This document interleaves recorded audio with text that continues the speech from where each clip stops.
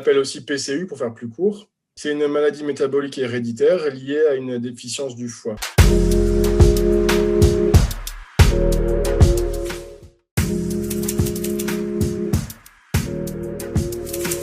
La phénylcétonurie, je vais parler sous couvert de mes collègues qui pourront compléter ou corriger si je dis quelque chose d'un peu erroné. Donc, on l'appelle aussi PCU pour faire plus court. On va beaucoup utiliser ce terme pendant le reste de l'interview, je pense, c'est pour ça que je le dis d'entrée.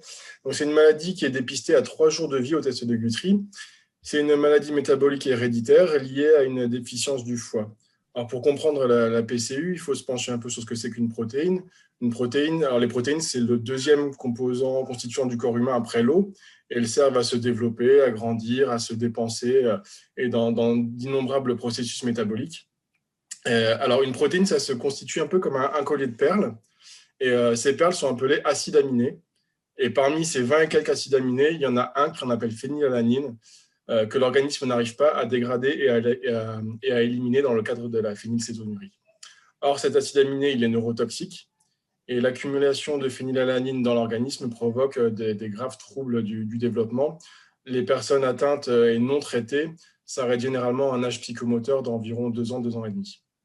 Alors aujourd'hui en France, ça fait plus de 35 ans que la PCU est dépistée et traitée grâce à un régime hypoprotidique, donc très pauvre en protéines, très strict. Donc pas de viande, pas de poisson, pas d'œufs, pas de laitage, pas de légumineuses, pas de céréales. Donc pas de céréales, ça veut dire pas de riz, pas de pâtes. Les patients mangent essentiellement des fruits et des légumes en quantité contrôlée pour permettre un apport protidique suffisant pour un bon développement, quand même. Et ils prennent en plus des compléments alimentaires qui permettent d'éviter les risques de carence. Les patients qui sont traités pour la PCU en France grandissent de façon tout à fait normale, à la fois sur le plan physique et sur le plan intellectuel. Donc la PCU essentiellement représente aujourd'hui dans la vie quotidienne une contrainte alimentaire forte, mais encore une fois, les patients sont en bonne santé physique et intellectuelle.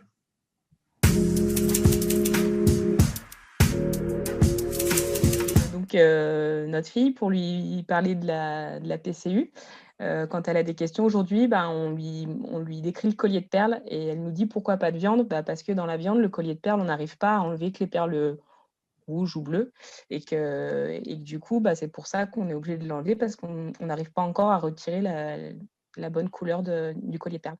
Donc, c'est exactement ça, quoi. Moi, du coup, c'est pareil par rapport au collier de perles. Je trouve que c'est hyper bien employé cette image. Moi, je le vois pour expliquer aux autres, pas seulement à mon fils, mais aux autres. Je l'utilise beaucoup aussi. Je l'utilise pour la maîtresse, je l'utilise pour le centre aéré, je l'utilise pour tout en fait. Le fonctionnement dans le foie, on utilise beaucoup par rapport à l'outil de notre association, on utilise beaucoup le fait qu'il y a un petit bonhomme dans le foie qui fait pas son travail comme il faut. En fait, il est un peu feignant et du coup, au lieu de travailler comme les autres, il dort, quoi. Et c'est assez parlant, autant, c'est vrai, Géraldine, pour les enfants que pour nos proches et puis pour tout l'entourage un petit peu plus éloigné.